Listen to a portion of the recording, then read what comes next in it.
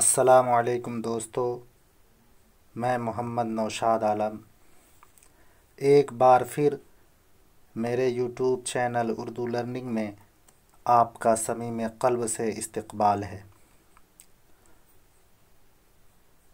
दोस्तों, पिछले वीडियो में हम लोगों ने उर्दू क़वाइद के हिस्से और उसका डिफ़िनेशन यानी तारीफ़ात का ज़िक्र किया था।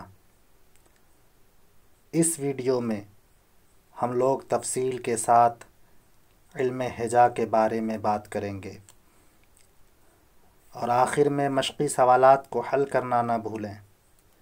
ये मशक़ी सवालात नहायत ही इम्पोर्टेंट हैं। तो चलिए दोस्तों, वीडियो शुरू करते हैं।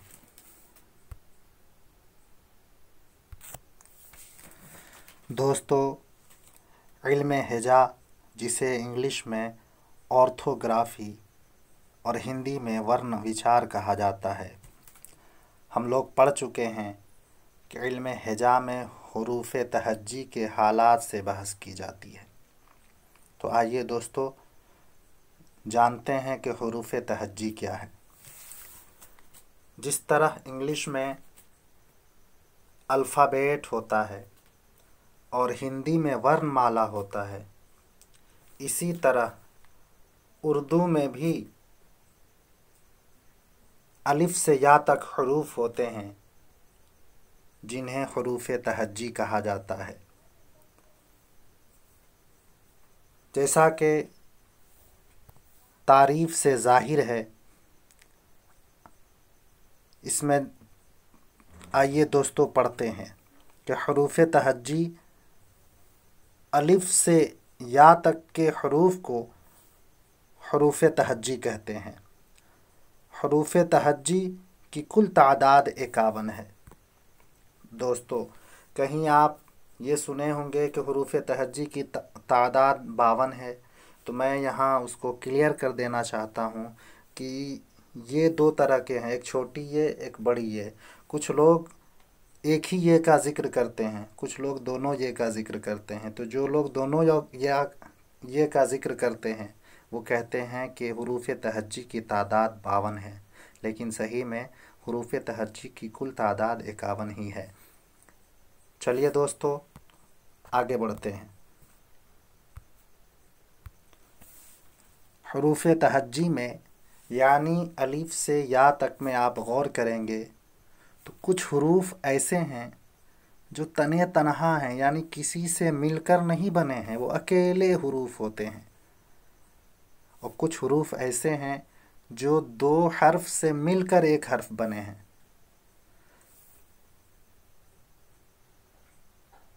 तो हुरूफ मुफरद जिसे इंग्लिश में सिंगल लेटर्स और हिंदी में एकल वर्ण कहा जाता है। एकल वर्ण मतलब ऐसा वर्ण जो अकेला हो, किसी से संयुक्त तौर पर या मिल कर के ना बना हो।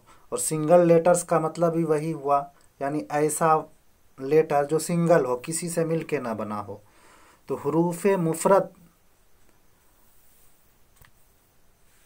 अकेला हुरूफ को हुरूफ मुफरद कहते हैं। जैसे अलीफ, बे, पे, ते, टे वगैरह वगैरह, ये कुल हुरूफ मुफरद 36 हैं। तो इसमें आप गौर कीजिए कि कोई भी हर्फ किसी से मिल के नहीं बना है।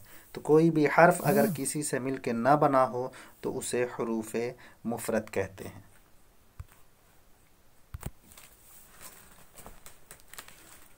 हुरूफ मुरक्कब जिसे इंग्लिश में मिक्स्ड लेटर्स और हिंदी में संयुक्त वर्ण कहा जाता है। हिंदी में भी आप पढ़े होंगे संयुक्त वर्ण, जैसे अक्षा, त्रा, ये सब संयुक्त वर्ण हैं जो दो वर्ण से मिलकर बने हैं। तो इसी तरह उर्दू में भी कुछ ऐसे हुरूफ हैं जो दो हर्फ से मिलकर बने हैं। तो ऐसे हुरूफ जो दो हर्फ से मिल के बने हों उसे हुरूफ मुरक्कब कहा जाता है। जैसे बे में है मिलकर भे, पे में है मिलकर फे, ते में है मिलकर थे। तो ये सब दो हर्फ से मिले हैं, एक बे फिर है, फिर पे फिर है। तो इस तरह से ये कुल हरूफ 15 हैं जिन्हें हरूफ मुरक्कब कहा जाता है। तो अगर सवाल पूछ ले कि हरूफ मुफरद कितने हैं तो वो 36 हैं, और अगर पूछ ले हरूफ मुरक्कब कितने हैं तो वो 15 हैं। और कुल हरूफ तहज्जी को अगर मिला दिया जाए तो 36 और 15 ये मिलाकर 51 होते हैं।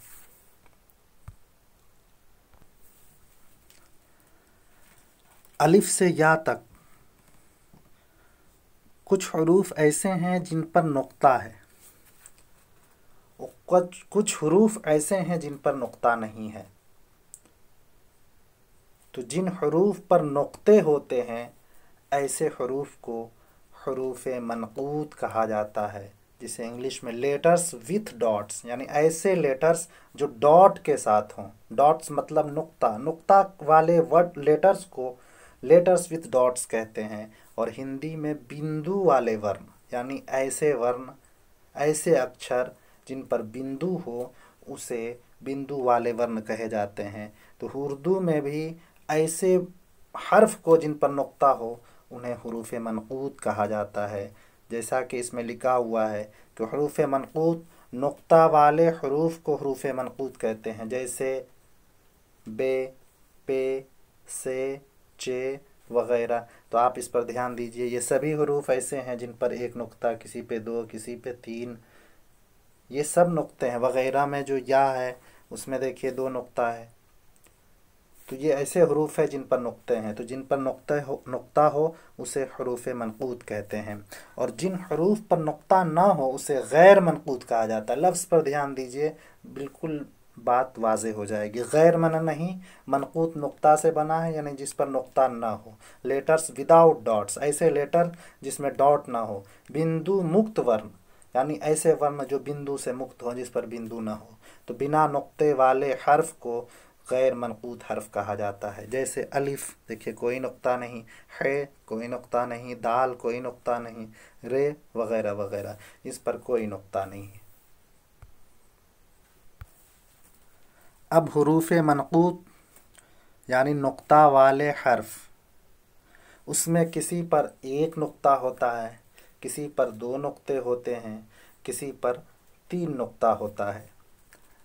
तो जिस पर एक नुक्ता हो उसे हरूफ मुवाहिदा कहते हैं। वाहिद मना एक होता है, उसी से बना है मुवाहिदा, एक नुक्ते वाला हर्फ, उसे क्या कहा जाता है? हरूफ मुवहदा, लेटर्स विथ 1 डॉट। ऐसे लेटर्स जो एक डॉट के साथ हों। और एकल बिंदु वर्ण, यानी ऐसे वर्ण जो अकेले बिंदु वाला हो। तो एक बिंदु वाला वर्ण या लेटर्स विदाउट 1 डॉट को हरूफ मुवहदा कहा जाता है। एक नुक्ते वाले हरूफ, एक नुक्ते वाले हरूफ को हरूफ मुवहदा कहते हैं, जैसे बे, जीम, फे, जे वगैरह। इस पर गौर कीजिए, सभी पर एक नुक्ता है, इसलिए इसे हरूफ मुवहदा कहा जाता है। और आगे बढ़ते हैं, हरूफ मुसन्ना, यानी ऐसे हरूफ जिन पर 2 नुक्ते हों। आप गौर कीजिए, मुसन्ना, अगर कोई अरबी की गिनती जानते हैं तो अहद मना 1, तस्निया या मुसन्ना या इस्नान, इसके माना 2 होते हैं। सलासा मना 3, रुबा मना 4, अरबा मना 4। तो इसी तरह मुसन्नात ये इस्नान से बना है, जिसके माना 2 होते हैं। तो ऐसे हरूफ जिन पर 2 नुक्ते हों ऐसे हरूफ को मुसन्नात कहते हैं। लेटर्स विथ 2 डॉट्स, ऐसे लेटर जिन पर 2 डॉट हो, यानी 2 नुक्ते हों। द्विबिंदु वर्ण, ऐसे वर्ण जिन पर 2 बिंदु हो। तो 2 नुक्ते वाले हरूफ को हरूफ मुसन्नात कहते हैं, जैसे ते, काफ।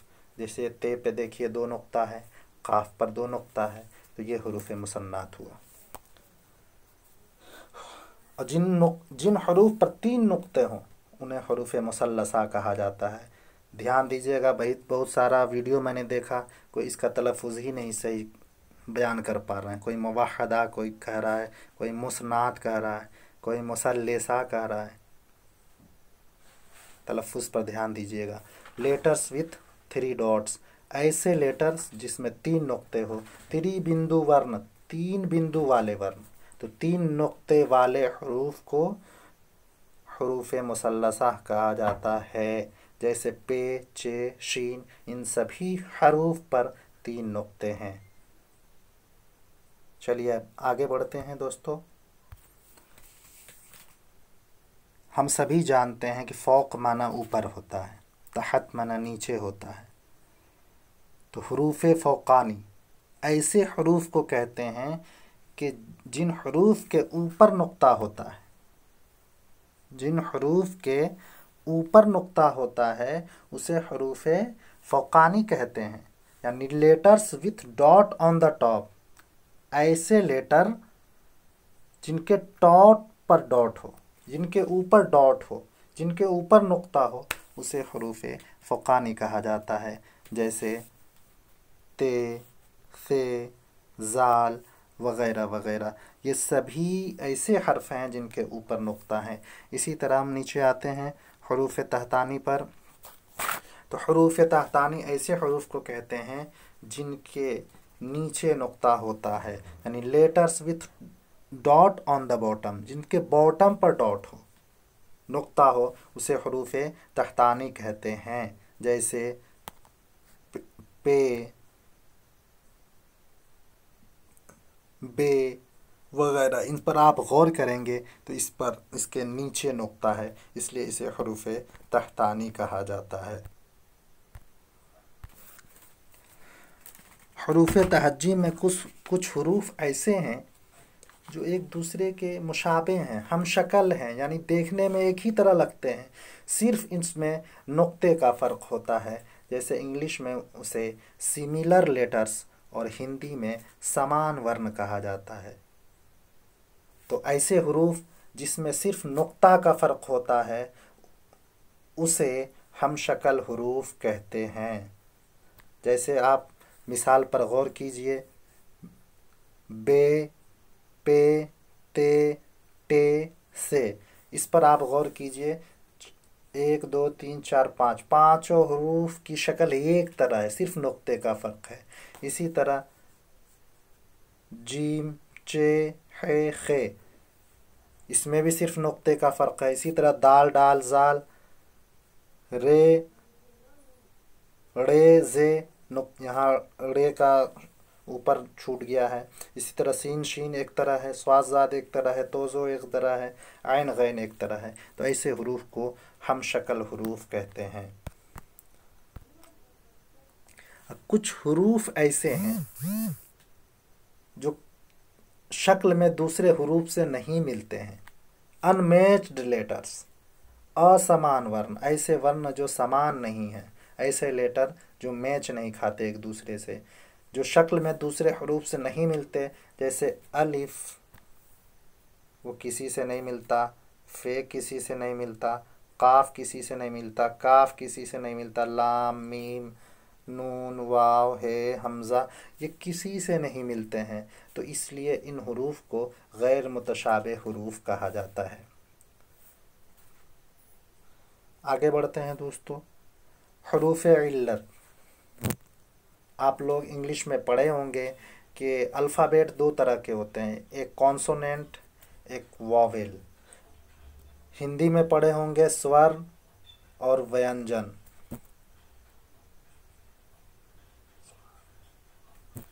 स्वर्ण गलती से लिखा गया, स्वर होगा, स्वर और व्यंजन। तो हरूफ इल्लत जिस तरह इंग्लिश में वॉवेल और स्वर होते हैं, इसी तरह उर्दू में हरूफ इल्लत होता है। तो हरूफ इल्लत कितने हैं? 3 हैं, अलिफ, वाव, या। लेकिन बहुत ही इम्पोर्टेंट और अहम बात यहाँ बता देना चाहता हूँ कि सिर्फ अलिफ और वाव और या ये हरफ इल्लत नहीं है। इसकी शर्त है, एक शर्त ये है कि अलिफ से पहले ज़बर, वाव से पहले पेश, या से पहले ज़ेर हो। और दूसरी शर्त यह है कि सभी ये अलिफ, वाव, या साकिन हो, तभी ये हरूफ इल्लत है, वरना ये हरफे सही हो जाएंगे। ध्यान दीजिएगा, अलिफ से पहले ज़बर, वाव से पहले पेश, या से पहले ज़ेर हो और ये तीनों हर्फ साकिन हो जब लफ्ज़ में इस्तेमाल हुआ हो, तभी ये हरूफ इल्लत है। हरूफ क़मरी, हरूफ क़मरी ऐसे हरूफ को कहा जाता है कि अगर हरूफ क़मरी से मिलकर बने हुए लफ्ज़ पर अलिफ लाम दाखिल किया जाए तो लाम का उच्चारण हो, उसी को हरूफ कमरी कहते हैं। हरूफ कमरी है अलिफ बे जीम है खे ऐन गैन वगैरह वगैरह। अब एक वर्ड इसमें से एक हर्फ हम लेते हैं, मान लिया जाए बे लेते हैं, बे से बनाते हैं एक लफ्ज़ बारी। अगर उस पर हम अलिफ लाम दाखिल करते हैं तो पढ़ते हैं अल बारी। तो इसमें लाम का उच्चारण हुआ, लाम का तलफ़ुज़ हुआ। तो लाम का अगर तलफ़ुज़ हो, उच्चारण हो, तो ऐसे हरूफ को हरूफ कमरी कहा जाता है। पहचान करने का नहायत ही आसान तरीक़ा है, बस उस हरूफ पर अलिफ लाम दाखिल करके देख लीजिए। इसी तरह हरूफ शमसी ऐसे हरूफ को कहते हैं कि अगर उस पर अलिफ लाम दाखिल किया जाए तो लाम का उच्चारण ना हो। हरूफ शमसी कौन कौन है? ते, से, दाल, जाल, रे, जे वगैरह वगैरह, ये पढ़ लीजिएगा आप लोग। तो अगर एक लफ्ज़ इसमें से लेते हैं शीन, उससे हम लफ्ज़ बनाते हैं शम्स और उस पर अलिफ लाम दाखिल करते हैं तो हम पढ़ते हैं अल शम्स, नहीं पढ़ते हैं अशम्स पढ़ते हैं। यहाँ लाम का उच्चारण नहीं हो रहा है, इसलिए ये शीन क्या है? हरूफ शमसी है। दोस्तों, यहाँ तक दर्स मुकम्मल हो गया। अब यहाँ से आगे हम लोग मश्क़ी सवालात को हल करेंगे। इसके लिए आपको 5 से 7 सेकंड तक वक्त दिया जाएगा। हम सवाल पढ़ेंगे, उसके बाद हम 5 से 7 सेकंड तक खामोश रहेंगे। आप अपने मन में ख़ुद जवाब को चूज़ कर लीजिएगा। चलिए मश्क़ी सवालात को शुरू करते हैं। हरूफ तहज्जी की तादाद कितनी है? 50, 51, 53, 54।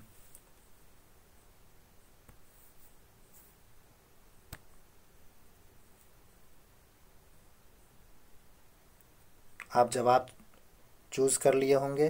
दोस्तों, मैं बता देता हूँ, हरूफ तहज्जी की तादाद कुल 51 है।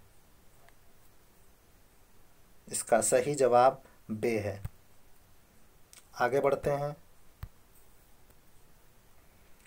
हरूफ तहज्जी को इंग्लिश में क्या कहते हैं? Alphabet, orthography, syntax, prosody. मैं इसलिए ये बता रहा हूँ क्योंकि उर्दू मुतरजिम की तैयारी में उर्दू से इंग्लिश और इंग्लिश से उर्दू और हिंदी ये सभी पूछे जाएंगे, इसलिए मैं ये भी क्वेश्चन डाल रहा हूँ। तो इसका सही जवाब है अल्फ़ाबेट, अलिफ इसका सही जवाब है। चलिए दोस्तों, आगे बढ़ते हैं। हरूफ तहज्जी को हिंदी में क्या कहते हैं? वर्ण विचार, शब्द विचार, वर्णमाला, चिन्ह विचार।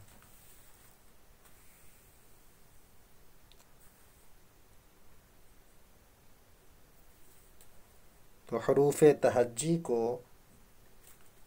हिंदी में वर्णमाला कहा जाता है।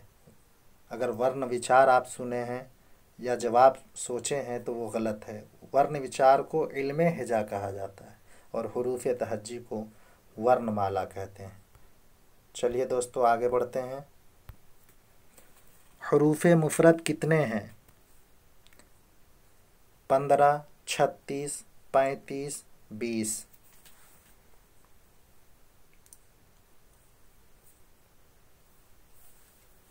हरूफ मुफरद ये 36 हैं। चलिए आगे बढ़ते हैं। हरूफ मुरक्कब कितने हैं? 15, 36, 35, 20। जल्दी जल्दी जवाब दीजिए।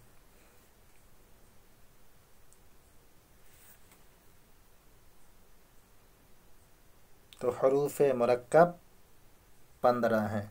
इसका सही जवाब है अलिफ।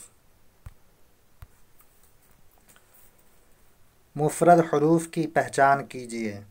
बे, भे, छे, ले। बहुत ही आसान सा सवाल है। इसका सही जवाब है बे। आगे बढ़ते हैं। मुरक्कब हर्फ की पहचान कीजिए। बे, टे, ऐन, थे।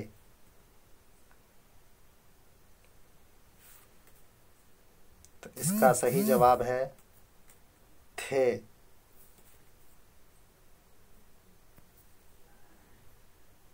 चलिए दोस्तों आगे बढ़ते हैं। बे कौन सा हर्फ है? मुरक्कब, मुसन्नात, मुसल्लसा, मनकूत। ध्यान से जवाब दीजिएगा। तो इसका सही जवाब है मनकूत है। मुरक्कब भी नहीं, ना ही मुसन्ना है, ना मुसल्लसा है।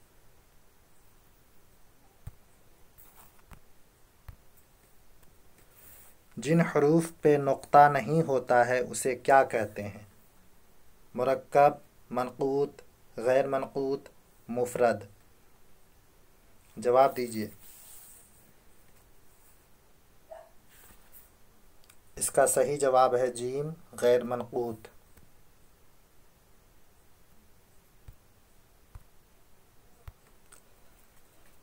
हरफ़े मुवहिद की पहचान कीजिए।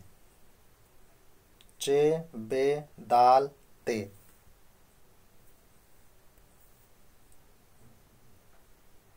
तो इसका सही जवाब है बे, इसलिए कि इस पर एक नुक्ता है, बाकी पर किसी में नुक्ता नहीं, किसी में 2, किसी में 3 है। ते कौन सा हर्फ है? मुसन्ना, मुरक्कब, गैर मनकूत, हर्फ कमरी।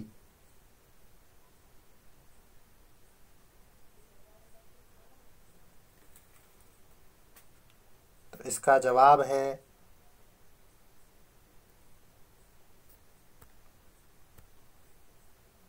मुसन्ना। 2 नुक्ता है, 2 नुक्ते वाले हर्फ को मुसन्ना कहते हैं।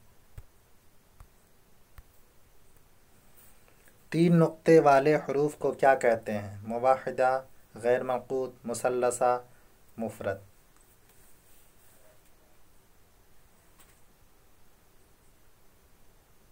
3 नुक्ते वाले हरूफ को मुसल्लसा कहा जाता है। से कौन सा हर्फ है? तहतानी, फ़ौक़ानी, क़मरी, मुवाहिद।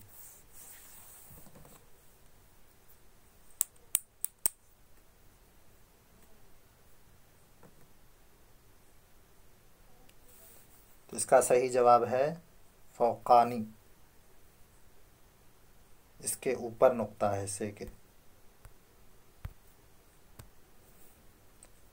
हरूफ तहतानी की पहचान कीजिए। से, दाल, ज़ाल, बे। तो इसका जवाब है बे, इसलिए कि बे पर नीचे नुक्ता है और जिसके नीचे नुक्ता हो उसे हरूफ तहतानी कहा जाता है।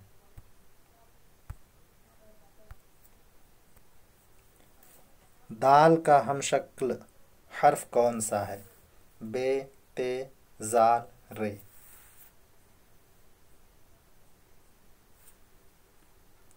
तो इसका सही जवाब है दाल का हमशक्ल हर्फ ज़ाल है। जीम इसका सही जवाब है। गैर मुतशाबे हर्फ की पहचान कीजिए। क़ाफ, बे, जीम, दाल।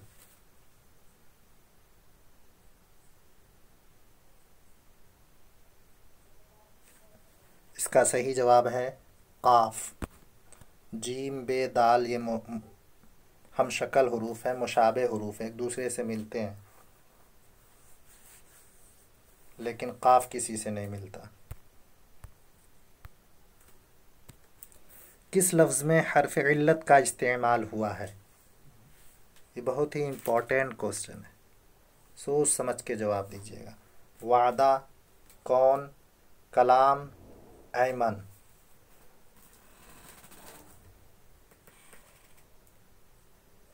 तो सही जवाब है दाल, ऐमन। हम पहले ही बता चुके हैं कि अलिफ वाव या हर्फ इल्लत है, लेकिन जब ये साकिन हो और सॉरी हम गलत जवाब दे दिए। कलाम इसका सही जवाब है।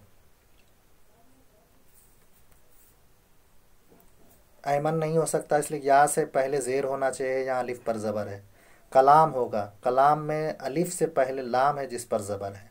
वादा पे वाव पर ज़बर है, और हरफ इल्लत होने के लिए हरफ इल्लत का साकिन होना ज़रूरी। इसी तरह कौन में वाव से पहले ज़बर है काफ पर, इसलिए ये भी नहीं होगा। तो इसका सही जवाब होगा कलाम। आगे बढ़ते हैं। हरफ कमरी की पहचान कीजिए। ते, से, जीम, दाल।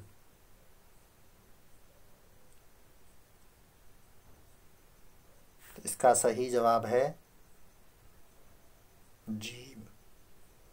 आगे बढ़ते हैं। दोस्तों, ये थे आज के सवालात और उसके जवाबात। ये वीडियो आपको कैसा लगा ये ज़रूर कमेंट्स बॉक्स में बताइएगा। और अगर आपको अच्छा लगे तो वीडियो को लाइक कीजिए और सब्सक्राइब बटन को दबाइए और बेल आइकन को दबाना ना भूलें। इंतज़ार कीजिए अगले वीडियो का। तब तक के लिए खुदा हाफिज़।